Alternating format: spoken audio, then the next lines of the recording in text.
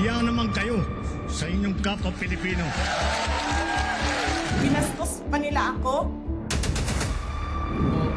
What is the law and what Pakinggan ng proceeds of the illegal drug trade ng Duterte. The law enforcement, the highest law enforcement official being head of PNP. Yeah. Now you're hiding the scoundrel, the fugitive. Marami na rin tayong nakadiscussion ng mga ganito na nagkaroon ng mainit na balita. Actually, na-invite na rin ako before, way back before pa, ng mga DDS vlogger, yung panahon ng kasagsagan nila Maharlika at umaakyat ako dun sa kanilang mga live at nakikipagdebate ron. Doon sa importante kasi alam natin at mag-stick tayo doon sa tinatawag na proper discussion. Dapat maintindihan ng taong bayan kung ano yung pinupunto mo bilang isang vlogger, bilang isang kritiko ng ano ka man, Duterte ka man o loyalista ka man, 'di ba? Or Piklawang ka man. Importante dito yung tamang argumento. Naka-stick tayo dun sa tamang argumento. Hindi lang yung pagka nawala ka na sa argumento, makikipagpartago, mumurahin mo, aalipustahin mo yung tao. Importante talaga rito po mga kababayan, maintindihan natin kung ano yung argumento, 'di ba? Hindi yung basta may nagko-comment tulad niyan, nakakakita tayo ng comment after this, yung mga bastos na salita, magkano binayad sa'yo.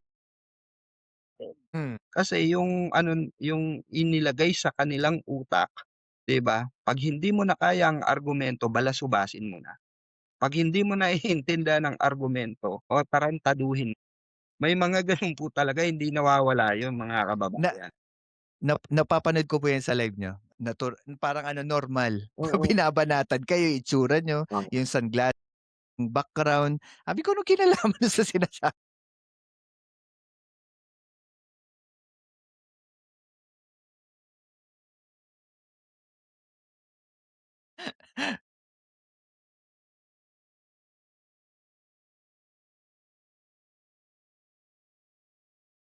Hmm, So, signature ko 'yun, trip mhm, ko. Wala silang magagawa ron. At the end of the same time, hindi naman 'to problema, eh.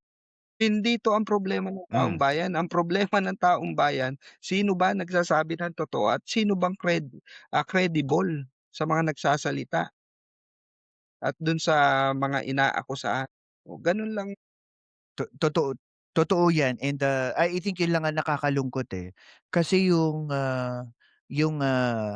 pamantayan natin sa public Mm, discussion, lumalabas na hindi na tayo sa argumento o mm. sa issue, sa personalidad na lang. 'Yun nga yung para po pinupunto ko. Sa tirahin mo yung mensahero ng mensahe, tirahin mo yung mensahe. Correct. Kasi maaring may pagkukulang siya, pero kung yung mensahe niya hindi tatayo as a good evidence Hmm, sa pinag-uusapan ninyo, eh, mas magandang doon na lang, 'di ba? Hindi naman tayo lahat perfect, eh. correct. Yun yung parang nakikita ko, and, I think dahil ang ganda ng pag-uusap natin, and I really hope na magkaroon tayo ng susunod na second part ng ating kuwentuhan po, sir. Mm.